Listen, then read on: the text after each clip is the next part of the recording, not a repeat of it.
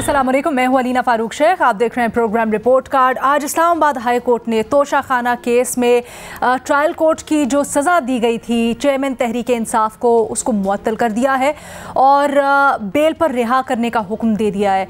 हालांकि तोशा खाना केस में जो हिरासत में हैं चेयरमैन तहरीक इंसाफ, उनकी रिहाई का परवाना तो जारी हो गया, लेकिन उनको रिहाई न मिल सकी क्योंकि एक और केस है, साइफर केस, जिसमें उनसे तहकीकात होनी है और उनको जुडिशल कर दिया अदालत ने। बहरहाल ये जो इस्लामाबाद हाई कोर्ट से फ़ैसला है, इसके ऊपर भी बड़ी बात हो रही है। सबसे पहले अपने तज्ज़ियाकारों से यही डिस्कस करते हैं। अब से कुछ देर पहले तफसीली फ़ैसला जारी हुआ है जिसमें करार दिया गया है कि अभी चेयरमैन तहरीक इंसाफ की जो दरख्वास्त है उनकी तरफ से जो की गई है वो ये है कि फ़ौरी तौर पर रिलीफ़ दिया जाए और बेल किया जाए। तो अदालत क्योंकि जो उनको सज़ा दी गई है उसका दौरानिया कम है, छोटी सज़ा है, इसलिए अदालती नज़ायर को देखते हुए उनकी सज़ा मुअत्तल कर रही है। लेकिन बहुत से इस केस के अंदर गौर तलब सवालात हैं जिनके जवाब जानना ज़रूरी है, वो अपील स्टेज पर डिस्कस किए जाएंगे, ये करार दिया गया है अदालत की जानिब से। लेकिन अब इसके ऊपर नेचुरली एक जानिब तो जब ये शॉर्ट ऑर्डर सुनाया गया तो पाकिस्तान तहरीक इंसाफ की तरफ से बड़ा सेलिब्रेट किया गया और पाकिस्तान तहरीक इंसाफ के जो वकला हैं उन्होंने यहाँ तक कह दिया कि मिस ट्रायल डिक्लेयर कर दिया इस्लामाबाद हाई कोर्ट ने। उन्होंने कहा और एक बार जब मिस ट्रायल हो चुका, जज मुतनाज़ हो चुके, तो फिर नए जज इस मामले को सुनेंगे। बैरिस्टर अली ज़फ़र साहब ने कहा, बाबर अवान साहब ने कहा कि सज़ा मुअत्तल होने के बाद मुल्ज़िम चेयरमैन PTI की हैसियत से बहाल हो चुके हैं। अभी कानूनी नुक्ते हैं, इसको क्लियर करेंगे, लेकिन दूसरी जानिब सियासी पहलू भी इसका है क्योंकि साबिक़ वज़ीर आज़म शहबाज शरीफ साहब ने, नून लीग ने, पीपल्स पार्टी ने बड़ी तनकीद का निशाना बनाया है। कहते हैं शहबाज शरीफ साहब के चीफ जस्टिस का good to see you, wishing you good luck का पैगाम इस्लामाबाद हाई कोर्ट तक पहुँच गया है। सुप्रीम कोर्ट के बेंच ने मातहत अदालतों को लाडले को रिहा करने का जहन दिया, हाई कोर्ट को दबाव में लाने की कोशिश की गई और उसी का ये नतीजा है जो आज फैसला आया है। ये अता तारड़ साहब ने कहा है। कमर ज़मान कारा साहब भी कुछ ऐसी बात करते हैं, वो कहते हैं कि अदालत के इरादे का पहले ही अगर पता चल जाए तो ये बड़ा लम्हा फ़िक्रिया है। अब अपने तज्ज़ियाकारों से हम ये समझने की कोशिश करेंगे दोनों नुक्तों के ऊपर, एक कानूनी पहलू भी और एक ये जो सियासी सारी की सारी इसके ऊपर जंग छिड़ी हुई है कि सज़ा मुअत्तली के फ़ैसले पर PDM पीपल्स पार्टी की तनकीद और तहरीक इंसाफ खैर मकदम कर रही है। मौक़िफ़ किसका दुरुस्त है और आगे इस केस में क्या होने वाला है। हमें ज्वाइन कर रही हैं रीमा उमर साहिबा, इरशाद भट्टी साहब, एजाज सैयद साहब और सलीम साफ़ी साहब भी हमारे साथ मौजूद हैं। रीमा, सबसे पहले आपकी राय में जानना चाहूँगी और थोड़ी कानूनी जो इसके नुक्ते हैं उसके ऊपर मैं चाहूँगी सबसे पहले आप हमें क्लियर कर दें। जो फैसला है इस्लामाबाद हाई कोर्ट का, क्या समझती हैं कितना मजबूत और कितना ये मेरिट्स के ऊपर फैसला है, या क्या सिर्फ ये देखा गया है कि अभी जो रिलीफ मांगी गया था, इंस्टेंट रिलीफ मांगा गया था, उसको एड्रेस किया गया है? बाकी नाअहली का सवाल फिर मैं आपसे बाद में आके करती हूँ। जी शुक्रिया लीना। इम्पोर्टेंट चीज़ इस फैसले में एक ही है, वो इस्लामाबाद हाई कोर्ट ने क्लियरली कहा है कि वो सेंटेंस सस्पेंड कर रहे हैं और डायरेक्ट किया है कि इमरान खान साहब को बेल पे रिहा किया जाए। और उन्होंने कहा है कि वो मेरिट्स या जुरिस्डिक्शन के जो सवालात और जो इश्यूज पार्टीज ने रेज किए थे समात में, केस में, वो अभी उस पर कोई फैसला नहीं किया गया क्योंकि ये अच्छा नहीं समझा जाता कि अगर बेल या सस्पेंशन ऑफ सेंटेंस का मामला हो उसमें कोई भी अदालत जो है वो डिटेल्ड रीजनिंग पे चली जाए, ये सही नहीं समझा जाता। तो अदालत ने कहा है कि अप्रोप्रिएट फोरम पे ये सवालात जो हैं इनको एड्रेस किया जाएगा।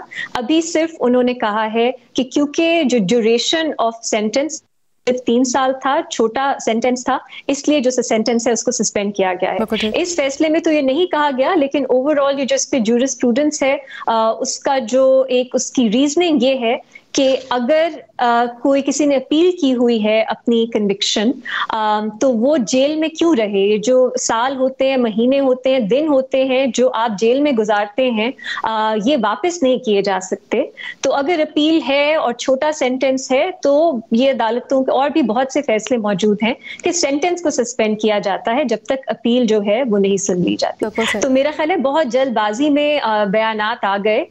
ये एक मामूल का फैसला है, इसमें ना कोई आपको कोई ग्लेयरिंग गलती या कोई ऐसी बात नहीं मिलती जिस पे आप तनकीद करें। और पीटीआई जो बात कर रही थी, मैं डिस्क्वालिफिकेशन को एड्रेस करना चाहती हूँ अलीना ब्रीफली, कि मैं सुन रही थी अली जफर साहब भी, बाबर अवान साहब भी, एक चैनल पे सलमान अकरम राजा साहब भी, वो कह रहे थे कि अगर सेंटेंस ही सस्पेंड हो गया, सेंटेंस ही नहीं रहा, तो डिस्क्वालिफिकेशन भी नहीं रहती। लेकिन सुप्रीम कोर्ट के ही फैसले हैं जिसमें ये कहा गया है वाज़े तौर पे, एक बेंच पे तो जस्टिस एजाजुल एहसन भी थे जिन्होंने ये फैसला किया था कि जो डिस्क्वालिफिकेशन है वो कन्विक्शन से जुड़ी है, वो सेंटेंस सस्पेंड हुआ या नहीं उससे नहीं जुड़ी। तो जब तक कन्विक्शन इन प्लेस है तब तक डिस्क्वालिफिकेशन भी रहेगी। ये पहली बात।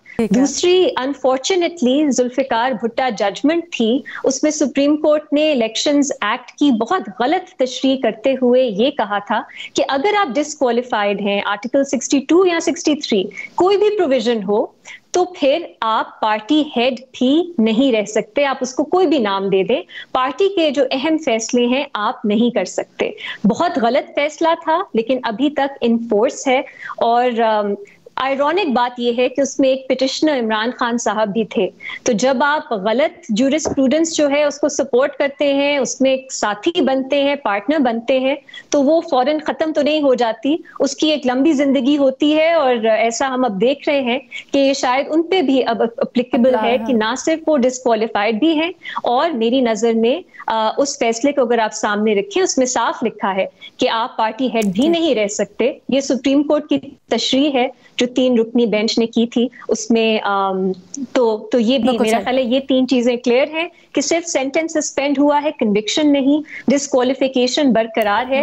और ये जो जुल्फिकार भुट्टा जजमेंट में कहा गया था कि आप पार्टी हेड भी नहीं रह सकते अगर आप डिस्क्वालिफाइड हैं, वो भी अप्लाई करता है। यानी स्टेज पे ये जो दावा सुबह तक किया जा रहा था कि मिस ट्रायल डिक्लेयर हो गया, अदालत ने कह दिया, या इससे अखज़ कर सकते हैं शॉर्ट ऑर्डर से कि मिस ट्रायल, ऐसा कुछ नहीं। आपको मेरा ख्याल है डिटेल्ड फैसला पढ़े बगैर इस तरह की बात नहीं करनी चाहिए। अक्सर जो है लोग गलत स्टेटमेंट्स दे देते हैं जो बाद में उन्हें वापस अच्छा, अब मुझे अपना तज्जिया बताइएगा रीमा, ये फैसला पढ़कर क्या आप अखज़ करती हैं या क्या आप समझती हैं कि डिस्कस होना चाहिए था केस के मेरिट्स, डीमेरिट्स, और अगर कुछ उसमें फॉल्टी था तो उसको एक ही दफ़ा एड्रेस कर लेते इंटरिम रिलीफ के साथ साथ ही, या फिर आपको लगता है ये बिल्कुल सही थी? क्योंकि एक इसके ऊपर नैरेटिव ये भी बनाया जा रहा है कि सुप्रीम कोर्ट ने क्योंकि मामला सुन लिया था और फिर रिमार्क्स आ गए थे तो उसने इन्फ्लुएंस किया है ये जो आज जजमेंट है उसको। अलीना, मैं इन दोनों चीज़ों को उनमें थोड़ा सा फ़र्क करूंगी। ये दुरुस्त है कि सुप्रीम कोर्ट का जो इनिशियल ऑर्डर आया था उसमें सुप्रीम कोर्ट ने अपना माइंड डिस्क्लोज कर दिया था, फिर भी कहा था नहीं इस्लामाबाद हाई कोर्ट फैसला कर ले, वो प्रॉब्लमैटिक था। इस तरह के फैसले नहीं आने चाहिए जिसमें सुप्रीम कोर्ट ने अपना माइंड ही बता दिया कि वो क्या समझती हैं किस इशू पे। लेकिन ये जो ऑर्डर आया है, ये मुझे इसमें कुछ ऐसी चीज़ नहीं नज़र आती कि मैं कहूँ ये इन्फ्लुएंस में दी गई है।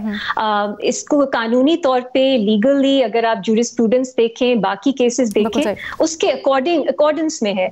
तो इसलिए मेरा ख्याल है सिर्फ आउटकम देख के हम ये नहीं कह सकते कि फैसला सही है या गलत। ज्यादा अहम चीज होती है उसकी रीजनिंग क्या है। कभी कभी हमने देखा है कि आउटकम दुरुस्त होता है लेकिन उसकी रीजनिंग में ऐसी चीजें होती है कि अब आगे क्या आपको लगता है सुप्रीम कोर्ट अब जाएगा ये मामला, जैसे कि उन्होंने भी फैसले तक समाअत मुलतवी की थी, या फिर अब यहाँ पर अपील सुनी जाएगी क्योंकि अब दोबारा से ट्रायल होगा इसका, वो भी अनक्लियर था, क्या ट्रायल कोर्ट जाएगा, अभी मुबहिम है चीजें।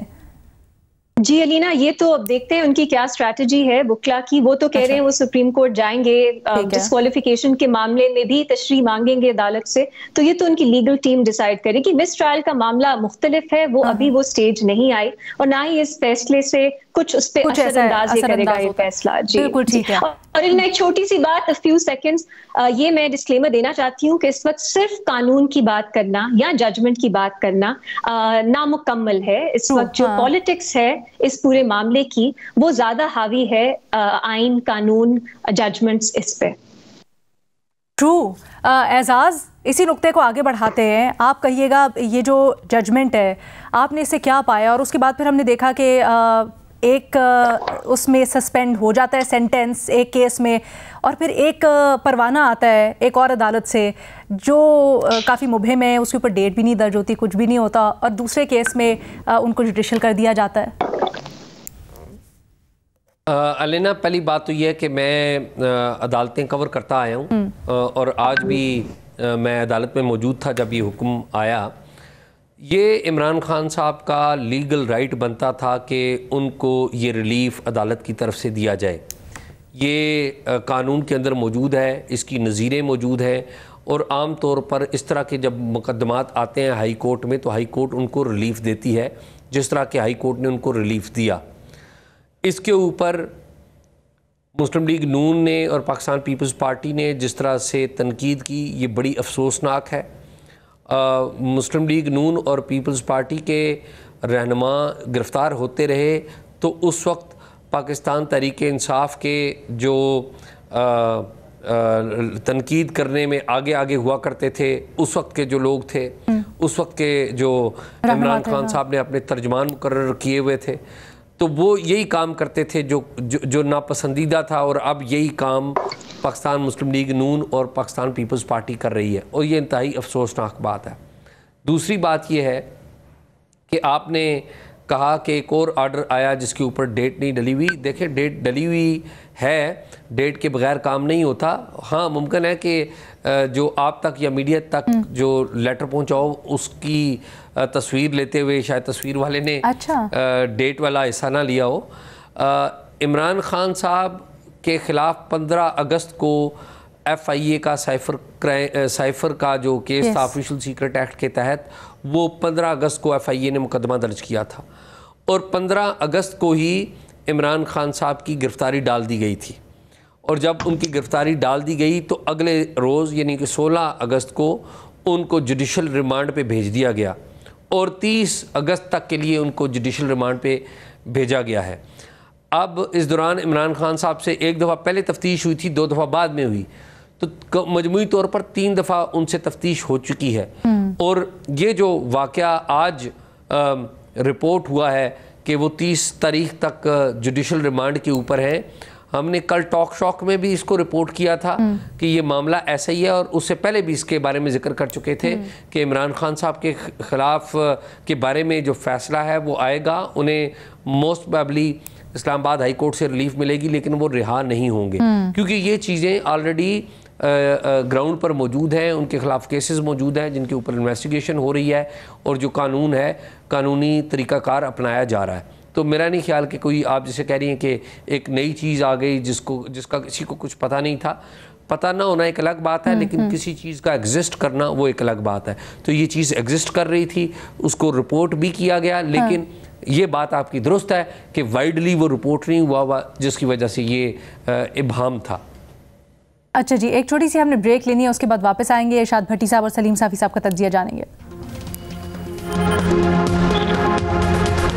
इस्लामाबाद हाई कोर्ट ने चेयरमैन तहरीक इंसाफ की तोशाखाना केस में सज़ा मुअत्तल कर दिया। इसी के ऊपर हम डिस्कशन कर रहे हैं। हमारा बुनियादी सवाल तो कुछ यूँ कि जो इनिशियल इसके ऊपर रिस्पॉन्सेज आए शॉर्ट ऑर्डर के ऊपर, PTI इसको अपनी फतह करार दे रही थी, मुखालिफिन इसको इंसाफ का कत्ल करार दे रहे थे, किसका मौक़िफ़ दुरुस्त। लेकिन इससे थोड़ा सा आगे बढ़कर भी अब हम डिबेट कर रहे हैं जब हमारे पास पूरा रिटन ऑर्डर आ चुका है। इरशाद भट्टी साहब, अदम एतमाद ज़ाहिर किया गया था chief justice Islamabad high court के ऊपर, क्या समझते हैं जब इतना खुश है पाकिस्तान तहरीक इंसाफ तो वो दरखास्त भी वापस लेगी और आगे का लाया अमल उसी मुताबिक बनाएगी?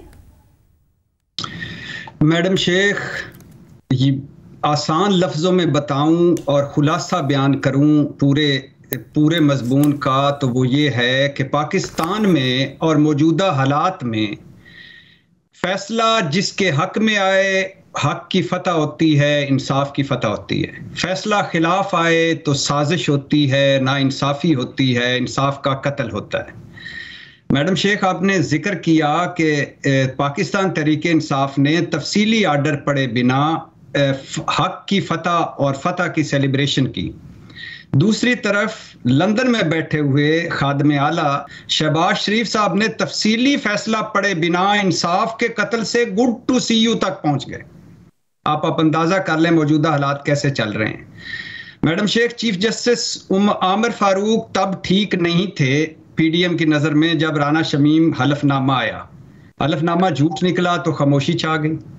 चीफ जस्टिस आमिर फारूक तब अच्छे थे जब उन्होंने इमरान खान की फौरी दरखास्त की जमानत मुस्तरद कर दी।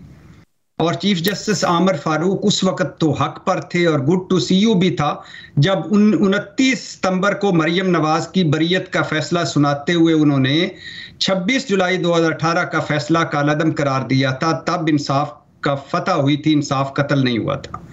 मैडम शेख, पीडीएम की नज़र में जज हुमायूं दिलावर इंसाफ पर होंगे, हक पर होंगे और जज हुमायूं दिलावर ने इंसाफ का बोलबाला किया होगा, लेकिन चीफ जस्टिस की सरबराही में 3 रुकनी बेंच यकीनन इंसाफ का कत्ल कर रहा होगा। हालांकि वो जो कह रहे थे उनका जवाब किसी के पास नहीं था कि फैसला जल्दबाजी में क्यों किया, फैसला एकतरफा क्यों किया, फैसले में गलतियां क्यों, फैसले से हाई कोर्ट और सुप्रीम कोर्ट के फैसलों की खिलाफ वर्जी हुई, इमरान खान के वकील को क्यों नहीं सुना, इमरान खान के गवाहों को क्यों नहीं सुना, और वो भी फौजदारी मुकदमे में। फैसले का इंसार हुमायूं दिलावर साहब ने 8 जुलाई के फैसले पर किया, हालांकि 8 जुलाई का फैसला कालअदम करार दे दिया इस्लामाबाद हाई कोर्ट ने। जो कुछ हुमायूं दिलावर की अदालत में हुआ वो किसी अदालत में हुआ है? और यही चीफ जस्टिस उमर बंदयाल और उनके जजेस अच्छे थे जब उन्होंने कासिम सूरी की रूलिंग गैर कानूनी करार दी थी, गैर आईनी करार दी थी और रात को अदालत लगी थी। तो मुख्तसर मैडम शेख तो ये है कि आसान लफ्जों में ये है कि पाकिस्तान में और मौजूदा हालात में फैसला जिसके हक में आए वाह वाह वाह वाह, बल्ले बल्ले बल्ले, और फैसला जिसके खिलाफ आए कत्ल हो गया इंसाफ का। जहां तक मैडम शेख आपने सवाल किया शुरू का, ये पाकिस्तान तहरीके इंसाफ हो या मुस्लिम लीग नून हो या पीपल्स पार्टी हो, कोई जमात भी हो, ये अब हालात वहां पहुंच चुके हैं कि जज अगर अदम एतमाद भी कर चुके हों हम और फैसला हमारे हक में हो तो फिर तो दरखास्त भी पड़ी रहे और उनके आगे नारे भी मारेंगे, शादियाने भी बजाएंगे, और अगर फैसला खिलाफ आए तो दरखास्त लहरा लहरा कर टीवी चैनलों पर कहेंगे कि हम तो कह नहीं रहे थे कि ये सारा कुछ हो गया। लेकिन मैडम शेख एक यहाँ सवाल मैं बड़ा हैरान हूँ इस सवाल पे, जो आखिरी पैरा रीमा साहबा ने, मैंने नहीं पढ़ा अभी जो तफसीली जजमेंट है, कि उन्होंने मुअत्तल की है सजा, वक्ती रिलीफ मिला है और रिहाई का हुक्म मिला है इस केस से।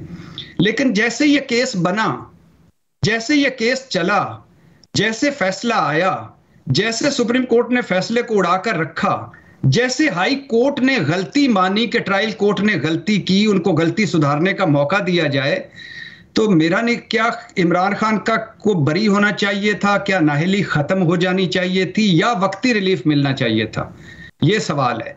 और दूसरी बात यह है मैडम शेख कि फिर वही रट्टा रटाया एक जुमला कि 20 साल तोशाखाना जो रिकॉर्ड पब्लिक हुआ है 446 सफात का, क्या उसमें सिर्फ 7 घड़ियां इमरान खान की हैं, 125 तोहफे सिर्फ इमरान खान के हैं, बाकी सारों के सारों किसी ने कोई तोहफा नहीं लिया, और क्या सब ने डिक्लेयर किया है फॉर्म बी के 2C में और फॉर्म बी के 2J में? तो उधर भी एक नजर। ठीक है। अच्छा, इससे पहले कि मैं साफी साहब के पास जाऊं और तज्जिया लूं उनसे, ये जो कानूनी नुक्ता एक उठाया है या राय दी अपनी भट्टी साहब ने, रीमा मैं चाहूंगी आप इसकी अगर वजाहत कर दें तो, या इसका जवाब दे दें तो। अलीना, आज जो फैसला आया है वो इमरान खान की वकला की तरफ से एक एप्लीकेशन थी CRPC 426 के अंडर, वो सस्पेंशन ऑफ सेंटेंस से ही जुड़ी है। अभी अपील जो है वो पेंडिंग है और अपील का फैसला आज नहीं आया, तो जो एप्लीकेशन थी उसके तहत ही ऑर्डर आया है। ये होता है कभी कभी कि इस तरह की ही फैसलों में, ऑर्डर्स में अदालतें मेरिट्स पे भी कुछ अपनी राय दे देती हैं, लेकिन ये भी दुरुस्त है कि बाद में सुप्रीम कोर्ट कहती है कि टेंटेटिव असेसमेंट तक ही रखना चाहिए, अगर आप मेरिट पे बात कर रहे हैं डिटेल्स में नहीं जाना चाहिए। और इस फैसले में तो क्योंकि इस्लामाबाद हाई कोर्ट ने कहा है कि सिर्फ सजा 3 साल की थी, वो इतनी छोटी मुद्दत है कि उसी के बेसिस पे वो सेंटेंस जो है वो सस्पेंड कर रहे हैं, तो उनको मेरिट्स पे जाने की टेंटेटिव असेसमेंट की भी जरूरत नहीं थी। तो मेरा नहीं ख्याल इसमें कोई प्रॉब्लम है, लेकिन मैं उम्मीद करती हूँ कि जो अपील है, जो एक्चुअली मेरिट्स पे है, जो फेयर ट्रायल के ऊपर है, जो जुरिस्डिक्शन के ऊपर है, उसका फैसला भी जल्द ही आएगा। लेकिन भट्टी साहब का मेरा ख्याल है मुद्दा ये था कि जब ट्रायल कोर्ट के फैसले के अंदर इस्लामाबाद हाई कोर्ट की ऑब्जर्वेशंस और फैसला मौजूद है, जहां पर बहुत डिस्क्रिपेंसीज का वो इतराफ़ करते हैं और वो कहते हैं कि खुद रिवर्ट बैक उन्होंने किया 2 दफ़ा, तो फिर क्या उनको मेरिट्स के ऊपर बात नहीं करनी चाहिए थी? अलीना, अगेन ये एप्लीकेशन 426 CRPC के तहत थी।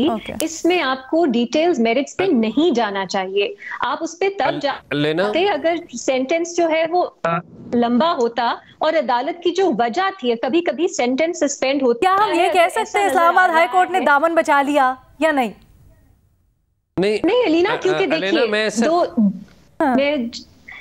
एक सेकंड रीमा, मैं एजाज आपके पास आती हूँ। रीमा, आप कंप्लीट कीजिए प्लीज जल्दी। अलीना, एक और बुनियाद हो सकती है सेंटेंस सस्पेंड करने की, वो ये होती है कि फैसला इतना कमजोर है कि अदालत को लगता है ये अपील पे जो है ये नहीं रखा जाएगा, इसलिए अदालत कभी ये भी होता है कि इस बुनियाद पे सेंटेंस सस्पेंड कर देती है। लेकिन यहाँ वो मामला नहीं था, इसलिए मेरिट्स पे या उसकी टेंटेटिव असेसमेंट उस पे भी जाने की जरूरत नहीं थी। स्ट्रेट फॉरवर्ड मामला था कि सिर्फ 3 साल की सजा है और अपील जब तक पेंडिंग है तो उसको सस्पेंड कर देना चाहिए, ताकि अगर अपील पे फैसला जो है वो ओवरटर्न होता है तो जो लिबर्टी है यहाँ पे इमरान खान साहब की, वो एक दिन भी ज्यादा जेल में ना रहे। ठीक है जी, मजीद डिस्कशन एक ब्रेक के बाद। Welcome back. एजाज कहिएगा।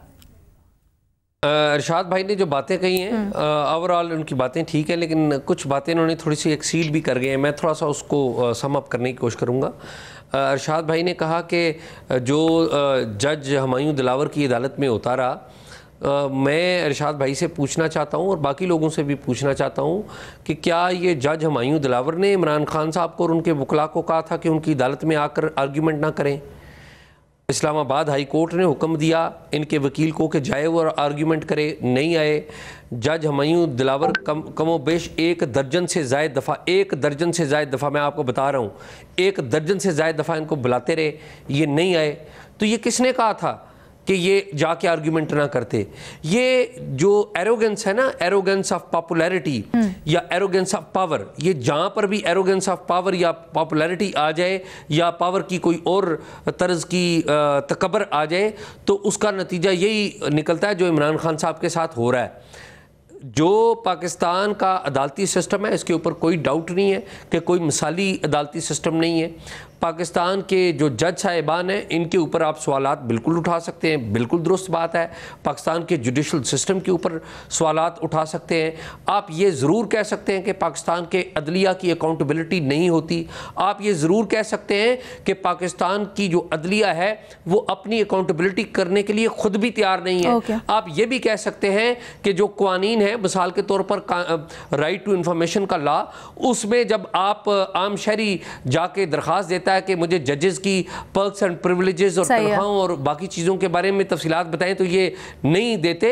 लेकिन जहां पर वो कोई दुरुस्त काम कर रहे हो और आपको बार बार बुला रहे हो तो आप उनको लेकिन क्या ये मामला इतना ही सादा था? क्योंकि फिर हमने देखा कि किस तरह से हुमायूं दिलावर के ऊपर पहले काफ़ी सवालात भी उठे, लेकिन उसके बाद ठीक है, एक राइट होता है और ये कानून में गुंजाइश मौजूद है कि इंतज़ार करना होता है आपको जो मुल्ज़िम है उसका। ये ज़रा कानूनी नुक्ते हम रीमा से डिस्कस करेंगे। भट्टी साहब, आप जवाब देना चाहेंगे मुख्तसर तरीन, क्योंकि मुझे साफ़ी साहब के पास जाना है फिर। जी बिल्कुल, एजाज भाई बिल्कुल ठीक कह रहे हैं। दोनों बातों से मैं एग्री करता हूं। पहली बात तो ये है कि जब एक ये भी है कि जब जज हुमायूं दिलावर और जस्टिस आमिर फारूक दोनों पर अदम एतमाद था तो एक एथिक्स होती हैं उसमें, वो भी ना उनकी अदालत में सुना जाए। दूसरा, जो कुछ जज हुमायूं दिलावर की अदालत में हुआ कभी किसी अदालत में हुआ ये मैंने नहीं कहा, ये सुप्रीम कोर्ट का रिमार्क्स थे जो मैंने पढ़ के सुनाए। तो उस पर सुप्रीम कोर्ट के जिनके बारे में रिमार्क्स इस्लामाबाद में मौजूद पार्लियामेंट देती रही है, वो उन्हीं जज साहब के रिमार्क्स थे जिनके बारे में रिमार्क्स पार्लियामेंट के अंदर से भी आते रहे। जी, और वो पार्लियामेंट के अंदर क्या होता रहा है वो भी शायद आपको इल्म होगा कि पार्लियामेंट क्यों उनके बारे में रिमार्क्स कि 90 दिन के अंदर इंतखाबात करवाएं, गालबन यही, और अब जिसके लिए वो सारे तड़प रहे हैं।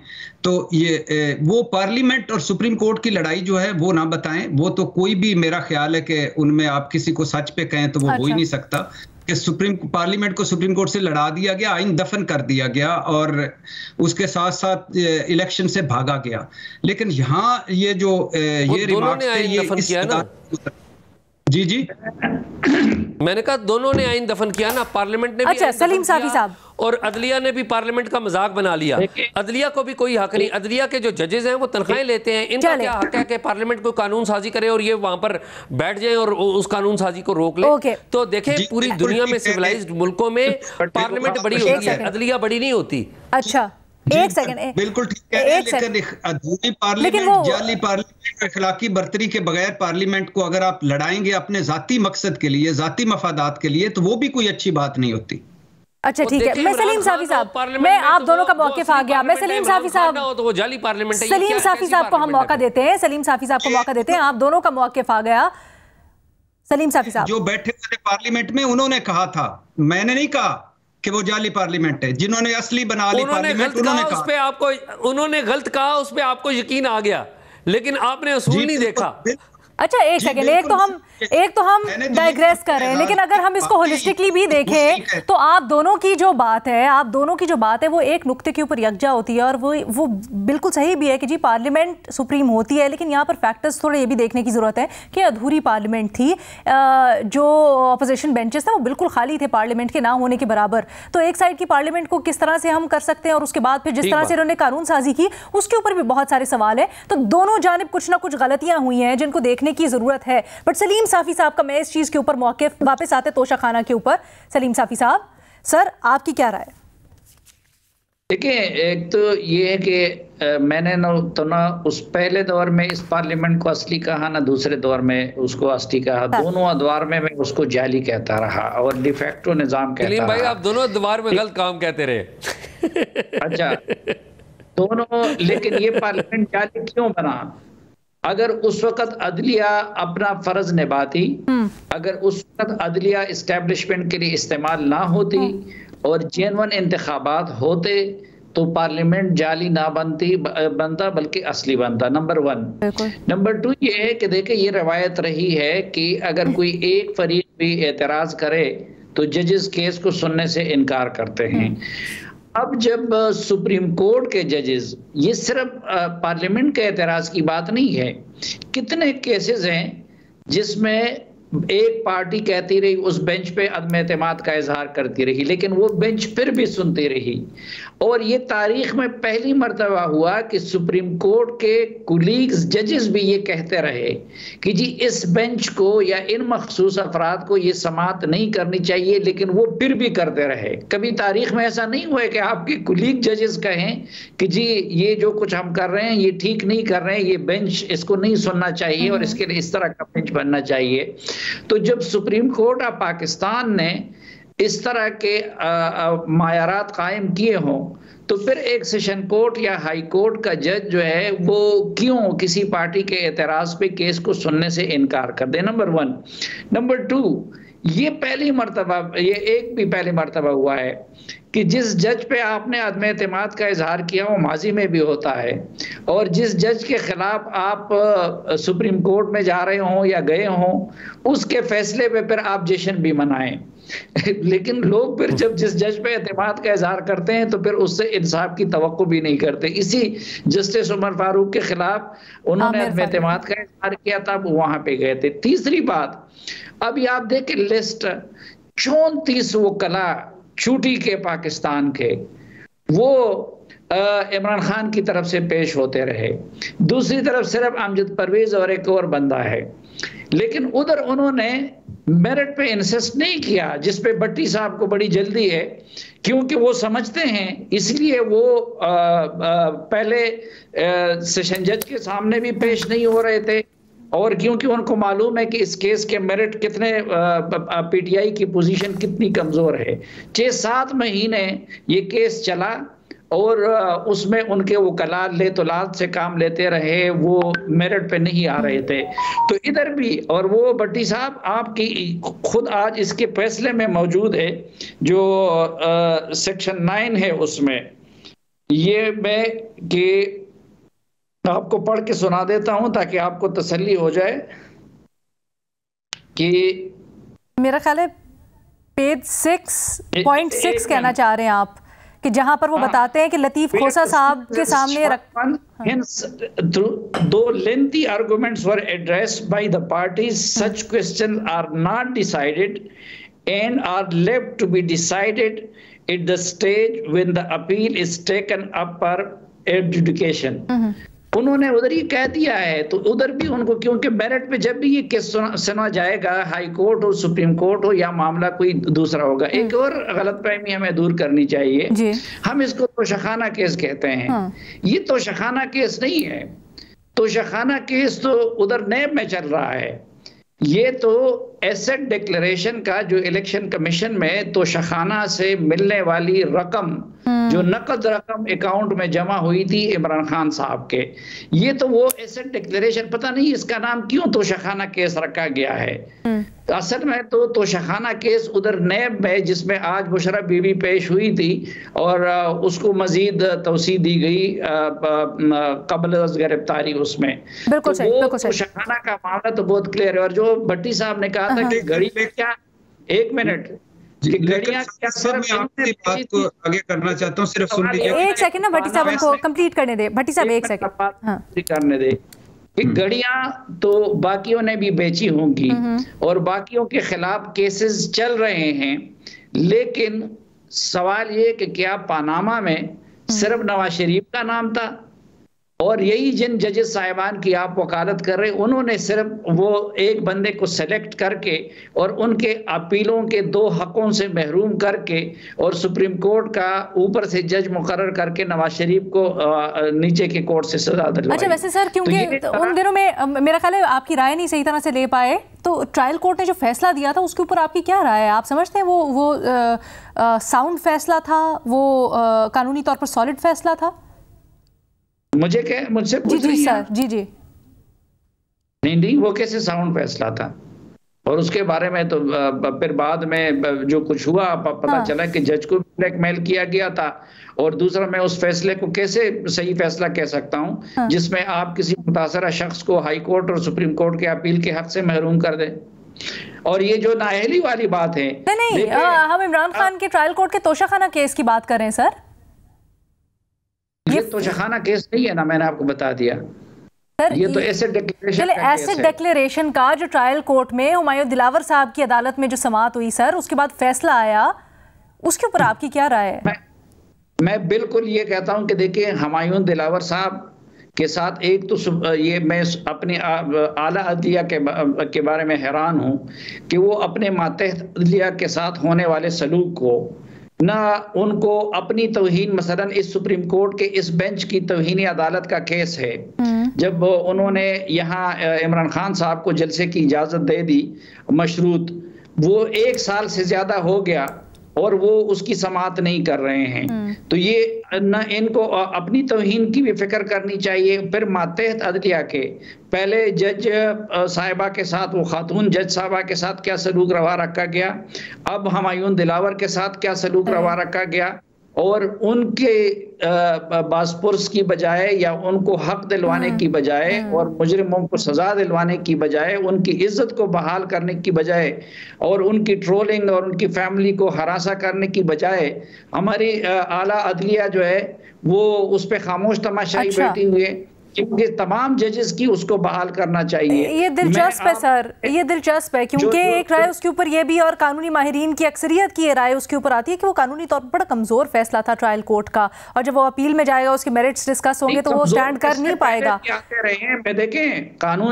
मैं रीमा को भी इसमें शामिल गुफ्तगू करूंगी ताकि इसके ऊपर हम जरा बात कर सकें। ऊपर की अदालतें मौजूद है ना, लेकिन उसका ये मतलब तो नहीं है कि आप जाके जज सर, वो शायद ऊपर की, अब इसमें वो आ जाते हैं सियासी पहलू जो हम जिसकी पहले बात कर रहे थे। क्या यहाँ पर ये सवाल नहीं उठता कि अगर ऊपर की अदालतों से कन्विक्शन की गारंटी होती तो फिर डायरेक्ट, जैसे पनामा में सुप्रीम कोर्ट से फैसला आया था, यहाँ पे भी डायरेक्ट सुप्रीम कोर्ट से ही फैसला आता, ट्रायल कोर्ट से फैसले की गुंजाइश ना मिलती? सवाल तो उठता है नहीं भाई, बहुत सारे सवाल उठते हैं। एक तो जिस तरह पहले उन्होंने अपना माइंड शो किया, ये क्योंकि कानून से ज्यादा ये मामला बड़ा पॉलिटिसाइज हो गया है। अब इरशाद भट्टी साहब कुछ कहना चाह रहे हैं जवाब में, सर सुन लीजिएगा। भट्टी साहब मुख्तसर तरीन रखिएगा। जी मैडम शेख, बिल्कुल ये साफी साहब ठीक कह रहे हैं कि जज हुमायूं दिलावर की अगर किरदार कुशी हो रही है, उनकी फैमिली की बात हो रही है, काबिल मुजम्मत है, शर्मनाक है, बिल्कुल नहीं होनी चाहिए। फैसला कमजोर है, फैसला मजबूत है, ये अगली अदालत में चला जाएगा। लेकिन यही पाकिस्तान है और यही सुप्रीम कोर्ट के जजेस थे जब मरियम नवाज ने जलसों में तस्वीरें लगाई, कंडक्ट पे बात की, किरदार पे बात की, फैमिलियों पर बात की, साजिशी जज कहा, आलाकार कहा, मुतस्सब कहा, वजीर दाखिला ने प्रेस कॉन्फ्रेंस की बगैर फॉरेंसिक किए हुए ऑडियो के, और उसके बाद वो चला दी और उस मुसलसल चढ़ाइयाँ की सुप्रीम कोर्ट पर, उन पर भी मुजम्मत होनी चाहिए। और दूसरी बात ये कि ये कह रहे हैं कि उसके ऊपर तो हम अपने प्रोग्राम में डिबेट भी कर चुके थे ना कि तरीकाकार बेशक गलत था, लेकिन जो तनकीद हो रही थी उसके पीछे जो सब्सटेंस था वो शायद सही था। मरियम नवाज एक बात ऐड कर लीजिए, जबरदस्त बातें की आपने। सवाल के ये साफी साहब कह रहे थे कि वो तोशा खाना का केस नहीं है, लेकिन अगर मैं गलत नहीं हूं तो इस केस में लिखा हुआ था, जो इस केस का फैसला आया उसमें 2 पॉइंट्स थे कि इमरान खान ने इलेक्शन कमीशन गोशवारों के खाना बी के फार्म 2C में तोहफ़ डिक्लेयर नहीं किए, और इमरान खान ने इलेक्शन कमीशन फार्म बी के खाना। अरे सर ये निटी-ग्रिटीज हैं, सर ये निटी-ग्रिटीज है, आप उसको ऐसे डिक्लेरेशन का केस पास रख के आगे कर दिए। वही हो गया ना, ये एसेट्स का केस हो गया कि एसेट्स में ये चीजें डिक्लेयर नहीं की गई है। जो तोशाखाना का केस चलेगा उसमें आपके लाडले से ये भी पूछा जाएगा कि ये कैसे पहुंचा दुबई।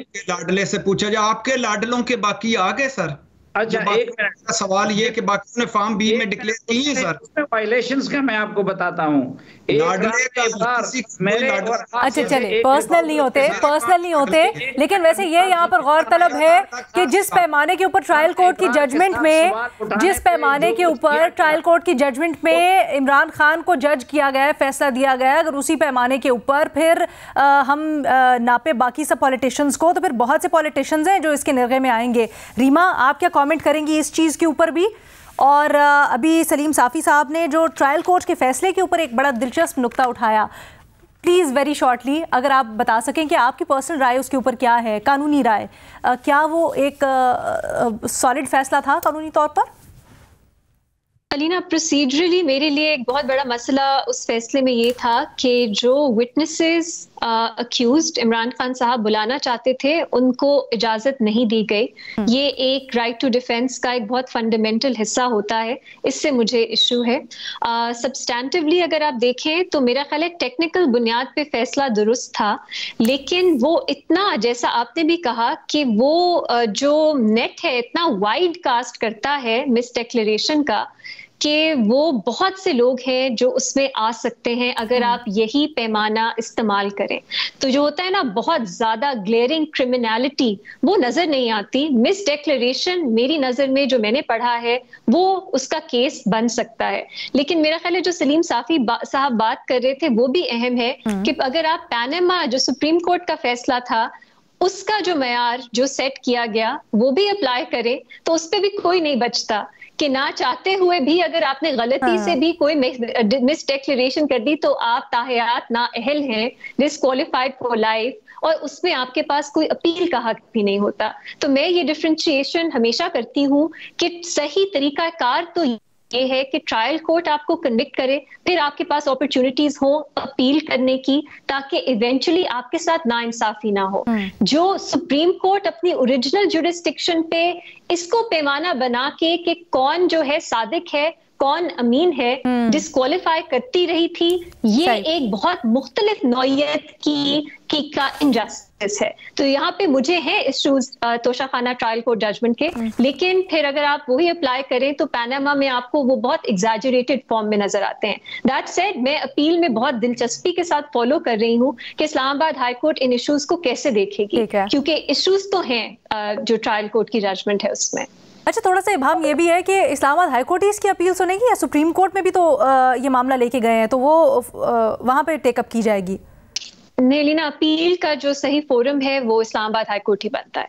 ठीक है, और वहीं पर सुनी जाएगी, सुप्रीम कोर्ट नहीं होगा। एजाज जाते जाते, अच्छा जी मुझे बताया जा रहा है वक्त हमारे पास ख़त्म हो गया है। हम इस मामले के ऊपर मजीद भी आने वाले दिनों में जैसे जैसे डेवलपमेंट होगी आपको आगाह रखेंगे, दीगर इशूज़ के ऊपर भी बात करते रहेंगे। आज के लिए इतना ही, अल्लाह हाफ़िज़।